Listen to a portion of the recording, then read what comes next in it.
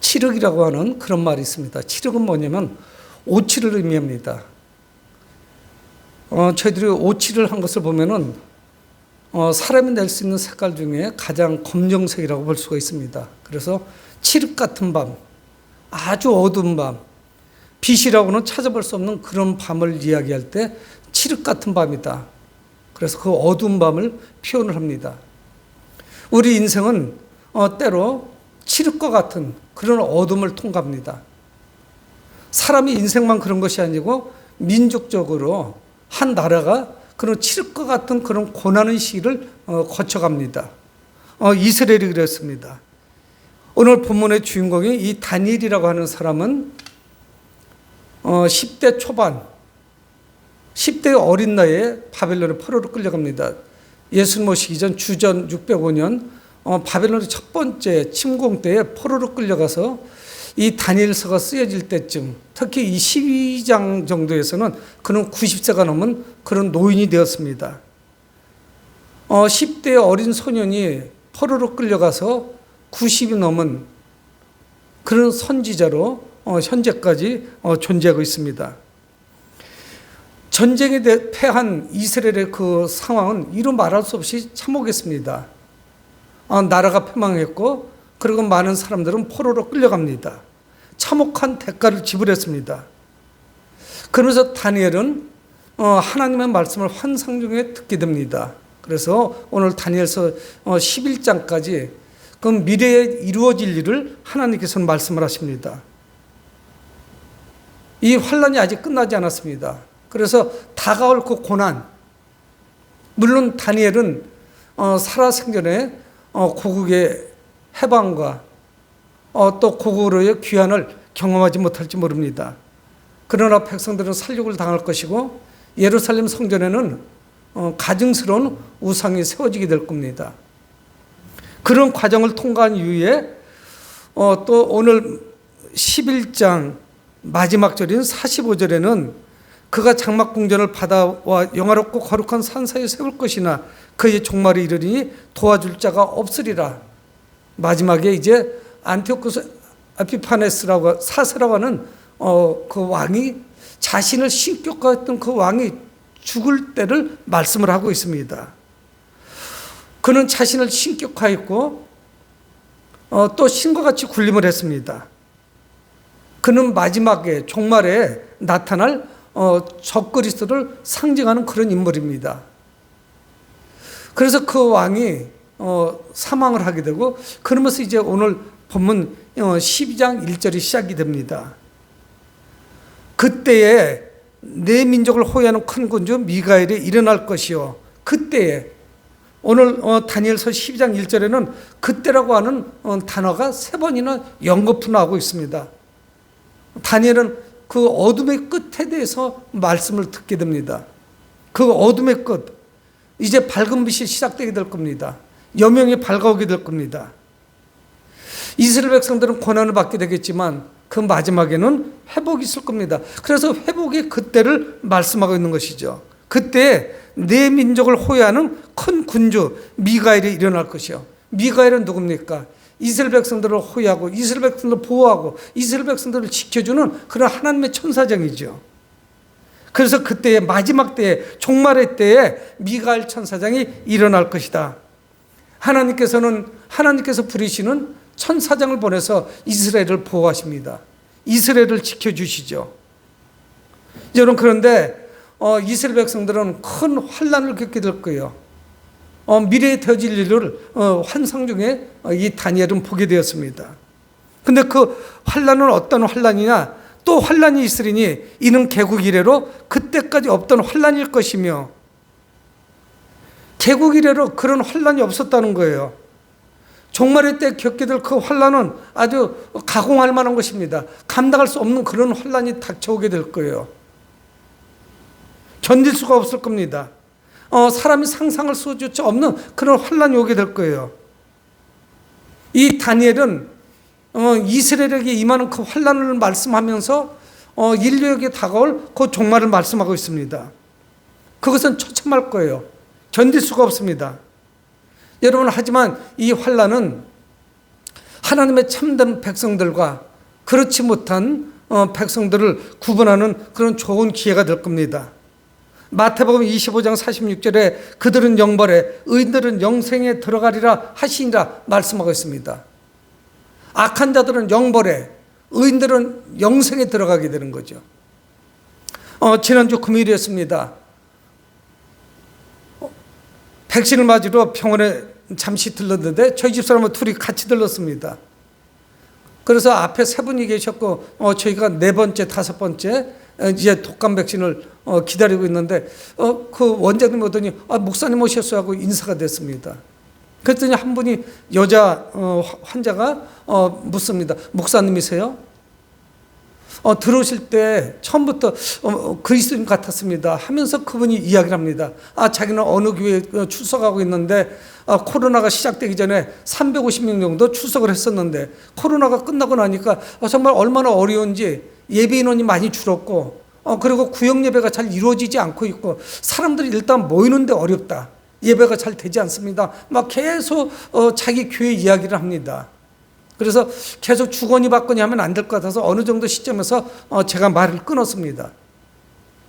그랬더니 그분이 일방적으로 혼자 말씀을 하시면서 마지막에 뭐라 말씀하냐면 목사님 이 코로나를 통해서 알곡과 쭉정이가 구분되는 그런 아주 좋은 기회 같습니다. 그렇게 이야기를 하더라고요. 여러분 환란이 있고 어려움이 있죠. 이 코로나 시국이 물론 전 세계적으로 어려움을 겪었습니다. 중소상공인 영세 사업자들 또 서민들의 삶에 막대한 지장을 초래했죠. 여러분 그런데 교회도 역시 마찬가지입니다. 교회도 매우 어려웠습니다. 예배를 드릴 수가 없었죠.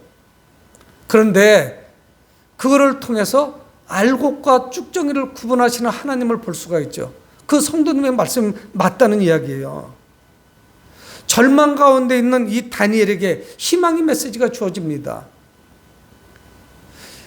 미가엘 천사가 일어날 것이고 그런데 개국 이래로 한 번도 경험해보지 못한 이스라엘이라고 하는 나라가 세워진 이후에 한 번도 경험해보지 못한 그런 환란이 올 것이라는 거예요. 북이스라엘이 아수르에 의해서 멸망을 당하고 이제 바벨론에 의해서 남유다가 멸망을 당하는데 그 이상으로 혹독한 환란이 올 것을 말씀하고 있습니다. 그 환란의 끝에 소망의 빛이 비추는 것이죠. 그래서 오늘 1절 하반절에 말씀하고 있어서 개국 이래로 그때까지 없던 환란일 것이며 그때에 내 백성 중 책에 기록된 모든 자가 구원을 받을 것이라. 책에 기록된 모든 자가 구원을 받을 것이라 말씀하고 있습니다. 이스라엘 백성들은 고국으로 돌아가겠죠. 하나님의 생명책에 기록된 모든 자가 구원을 받는다고 성경은 말씀하고 있습니다. 물론 적그리스도의 핍박이 견딜 수가 없겠죠.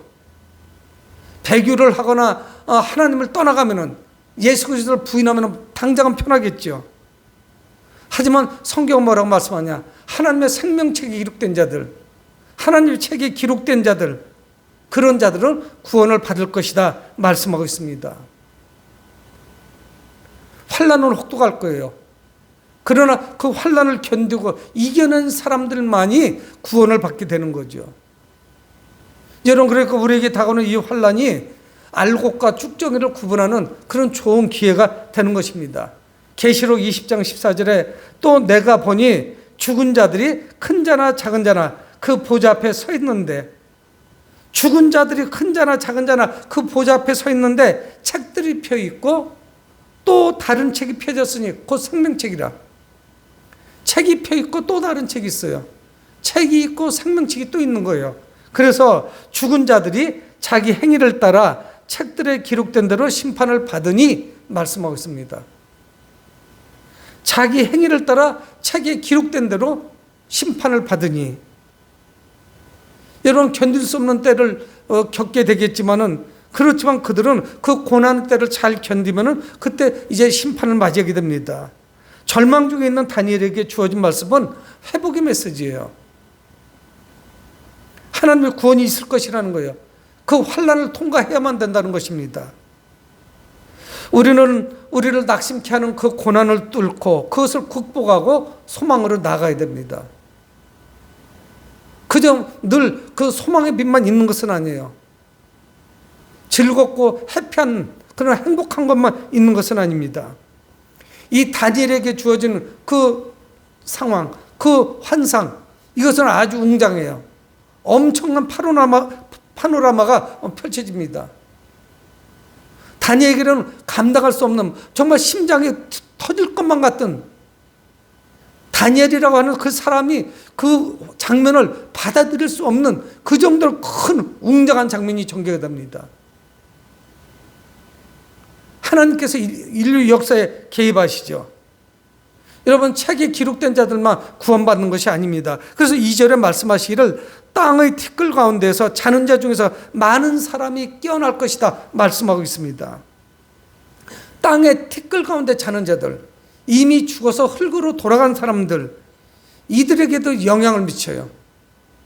그래서 그들이 깨어난다는 것이에요.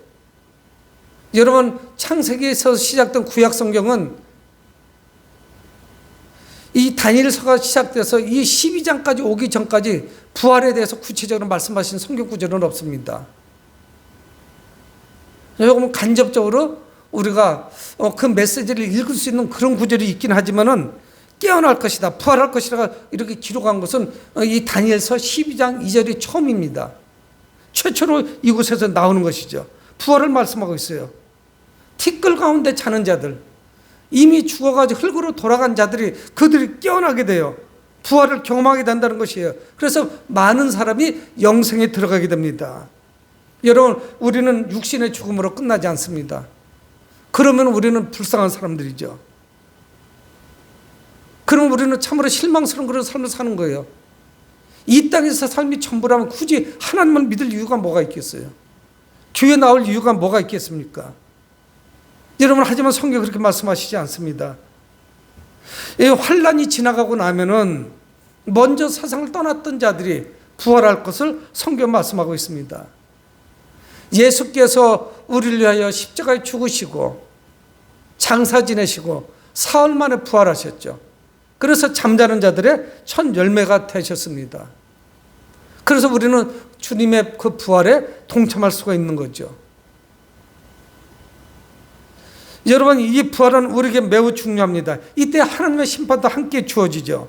성경은 뭐라고 말씀하냐면 많은 사람이 깨어나 영생을 받는 자가 있겠고 수치를 당하여서 영원히 부끄러움을 당할 자도 있을 것이다, 이렇게 말씀합니다. 영광에 들어가는 자가 있는가 하면은, 영생을 받는 자가 있는가 하면은, 부활하는 자가 있는가 하면은, 어떤 사람은 수치와 그 부끄러움을 당할 것이다, 이렇게 말씀하죠. 영원한 부끄러움, 영생과 영원한 부끄러움, 주님의 심판이 있음을 말씀하고 있습니다. 여러분, 육신의 죽음이 사람이 죽음으로 그렇게 끝나는 것이 아니죠. 최종적 죽음이 아니에요. 우리 육신은 죽어 땅에 장사 지내지고 우리 영혼은 주님의 품에 안기겠죠. 그리고 마지막 때에 우리 그 육신도 부활하게 됩니다. 성경 분명히 우리에게 말씀하고 있죠. 어떤 사람은 이 두 번째 죽음을 피할 수 없다는 사실이에요. 그 심판을 피할 수가 없습니다. 히브리서 9장 27절에 한 번 죽는 것은 사람에게 정하신 것이요 그 후에는 심판이 있으리니, 한 번 죽는 것은 정해진 것이래요. 사람에게 누구나 죽습니다. 우리도 죽고 믿지 않는 사람도 죽고 불신자도 죽고 믿음의 사람도 죽고 다 죽어요. 하지만 그 후에 뭐가 있냐? 심판이 있다는 거예요. 그래서 수치와 영원한 부끄러움을 당하게 되죠.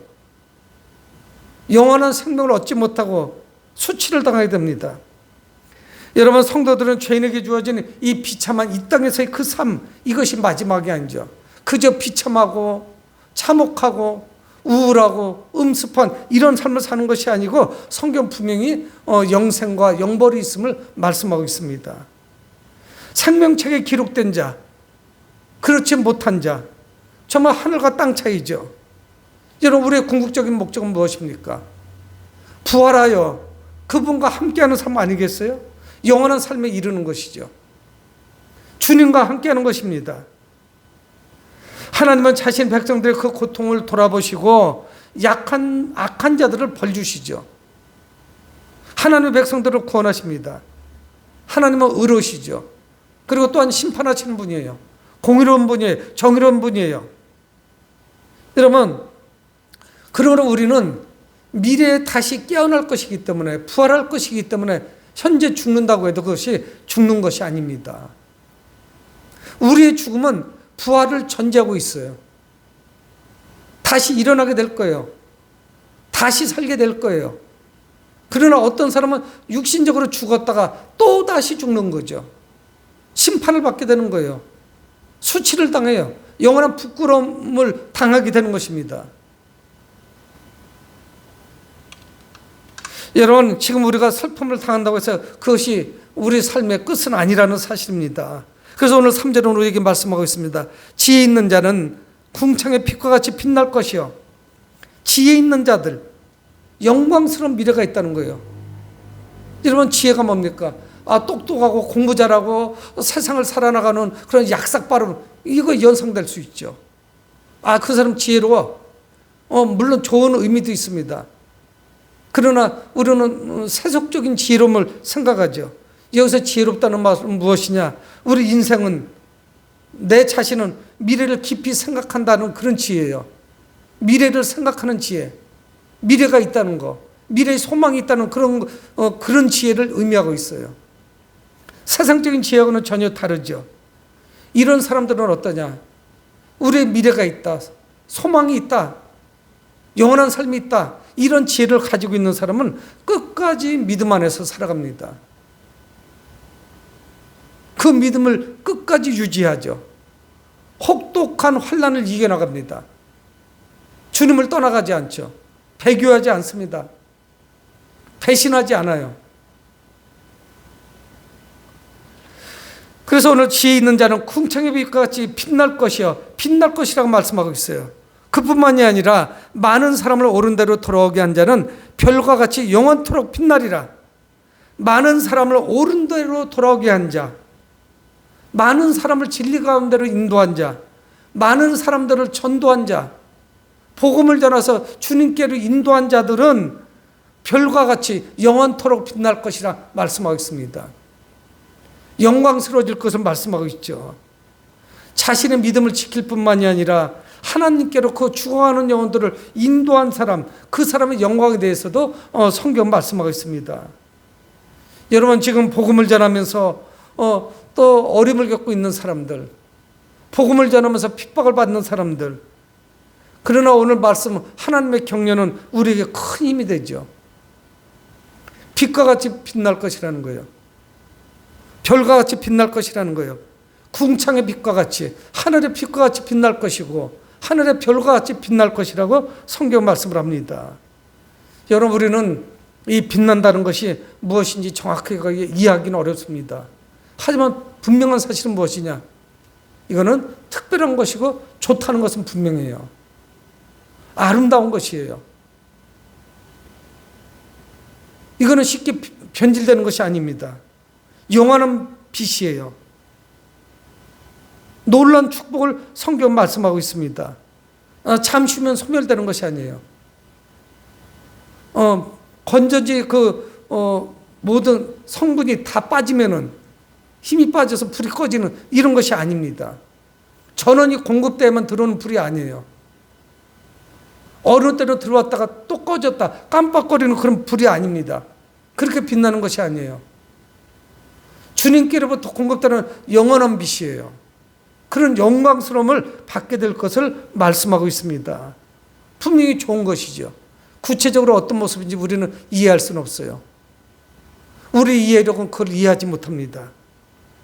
그때 하나님은 이 다니엘이 받은 말씀을 잘 보관할 것을 말씀합니다. 4절에 다니엘아, 마지막 때까지 이 말을 간수하고 이 글을 봉함하라. 이 말씀은 너무나도 중요한 말씀이에요. 아직 계시는 완성되지 않았습니다. 그렇지만 확실히 이루어져요. 그래서 이 다니엘은 하나님의 말씀, 이 앞전에서부터 계속 하셨던 그 말씀, 마지막 때에 이루어질 이 말씀을 그 10년 깊숙이 잊지 말고 간직하고 있어라. 이 말씀을 잊지 말아라. 환난할 때, 고난의 때를 그는 겪을 거예요. 견딜 수 없는 그런 환난을 이스라엘 백성들도 맞이하게 될 거예요. 그 이후에 소망이 있습니다. 그러니까 이 말씀을 끝까지 견지해라, 지키라, 간직하고 있어라. 주님은 말씀하고 있습니다. 다니엘 이 계시의 말씀들, 그 미래에 주어질 말씀, 이루어질 그 말씀, 이 말씀들을 잘 이어가야 되죠. 잘 간직해야 되는 것이에요. 왜냐하면은 많은 사람이 빨리 왕래하며 지식이 더하리라. 오늘 하나님의 말씀 그렇게 말씀하고 있습니다. 사람들은 하나님의 말씀보다, 생명의 말씀보다, 이 지혜의 말씀보다 세상적인 지혜와 지식을 더 추구합니다. 많이 배우려고 합니다.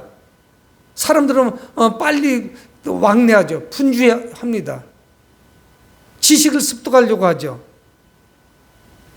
그런데 그들은 다 이것이 세속적이고 영원하지 않은 것을 쫓아간다는 사실입니다. 내일이면 안개같이 사라질 것들, 구약성경에서 말씀하는 것 같이 그 헤벨 또는 아벨, 연기같이 잠시 후면 사라지는 것들, 입김과 같은 거, 눈에 보이는 듯 했지만 흔적조차 없는 거, 잡을 수가 없는 거, 이것들을 잡으려고 쫓아다녀요.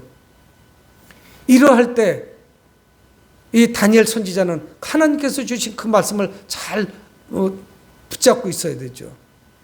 간직하고 있어야 된다는 사실입니다. 여러분, 구원은 확실합니다. 영생은 확실합니다. 우리의 부활은 확실합니다. 다만 아직 완성되지 않았다는 것이에요. 현재 우리는 이 마지막 때를 우리는 살아가고 있습니다. 다니엘이 받았던 이 말씀, 종말의 이 말씀, 물론 이것이 이스라엘의 마지막 때의 모습을 말씀하고 있는 것이지만 인류의 종말을 말씀하고 있는 것입니다. 우리는 앞으로 우리가 감당할 수 없는, 가공할 만한 그런 환난을 겪게 될 거예요. 그저 주님을 부인하면 간편하게 간단하게 끝나는데 끝까지 믿음을 견주한다는 것이 얼마나 고통스러운지 그런 시기를 우리는 맞이하게 될 거예요. 감당할 수가 없습니다. 너무 혹독합니다. 그래서 그 적그리스도와 그 패거리들, 사단마귀의 조종을 받는 자들이 그리스도인들, 믿는 사람들을 향해서 공격하는 그 칼끝은 너무나도 예리해서 아플 거예요. 감당할 수가 없을 거예요. 내가 끝까지 이렇게 주님을 시인해야 되나, 그런 갈등도 있을 겁니다. 하지만 여러분, 끝까지 믿음을 지킨 자만이 승리한다는 사실이에요. 그런 자들만 부활한다는 사실이에요. 그런 자들만 영생에 들어간다는 사실입니다. 여러분, 다니엘은 물론 고국의 해방을 경험하지 못합니다. 고국으로 귀환하지도 못해요. 어렸을 때 그 충만 있습니다. 이스라엘이 싸움에서 승리하는 모습도 보지 못합니다. 우리도 물론 영적 싸움에서 승리하지 못할지 몰라요. 승리하는 모습을 못 볼지 몰라요. 그렇기 때문에 우리에게 분명한 소망, 미래에 대한 소망이 없으면 우리는 하나님을 끝까지 신뢰할 수가 없습니다. 미래에 대한 소망, 궁극적으로 우리 주님께서 승리하신다는 그 미래의 소망, 우리가 영광스러워진다는 그 소망, 하늘의 별과 같이, 궁창의 빛과 같이 빛난다는 사실을 우리가, 그것이 실종되는 그 순간 우리는 주님을 떠나갈 거예요. 그래서 세상 편안함에 편승하게 될 겁니다. 거기에 올라타게 되죠. 편안한 길을 가게 될 거예요. 너른 길을 가게 될 거예요. 주님을 끝까지 붙잡고 소망을 가지고 살기 위해서는 미래에 대한 그런 비전과 소망을 우리도 품고 있어야 됩니다. 다니엘이 봤던 그 웅장한 파노라마, 그 그림들, 마지막 때의 모습들, 악이 패배하는 그 모습, 하나님께서 승리하시는 모습, 그거를 바라봐야 되죠. 사랑하는 성도 여러분, 다니엘이 살던 시대는 악이 판을 치는 그런 불의한 시대였습니다. 불공평한 시대였습니다. 불법한 그런 시대였어요. 무법천지였었어요. 하나님의 말씀은 어느 곳에서도 찾기가 어려웠습니다. 하나님의 백성들이 처참하게 무너져 내렸습니다. 민족적으로 미래의 소망을 찾기가 어려웠습니다. 포로 생활이 끝나면 그냥 그 쉽게 돌아가는 줄 알았더니 포로 생활이 끝나고 고국으로 돌아가도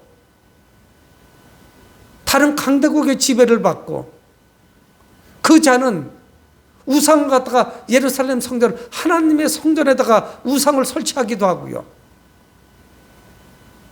이루 말할 수 없는 가증스러운 부정한 동물을 제물로 드리고, 그리고 믿음의 사람들, 하나님의 선택된 백성들을 핍박합니다. 주님 오실 때까지.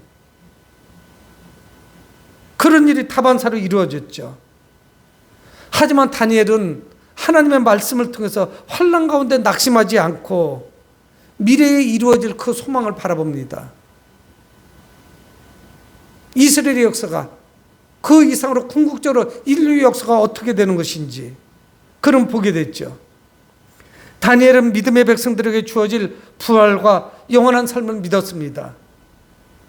여러분, 우리가 지금 살아가는 현재가 매우 실망스러워도 영원한 미래가 현재를 압도한다는 사실이에요. 미래에 받게 될 그 영광이 얼마나 큰지, 위대한지, 그것이 얼마나 엄중한지 현재의 고난을 충분히 압도하고도 남는다는 사실이에요. 악한 영들이 지금 기승을 부리고, 불의한 것들이 기승을 부리고, 불법이 판을 치고 있지만 그것들은 모두 그 영광 가운데 밑에 깔리게 될 거예요. 짓밟히게 될 거예요. 궁극적으로 하나님이, 주님이 승리하게 됩니다.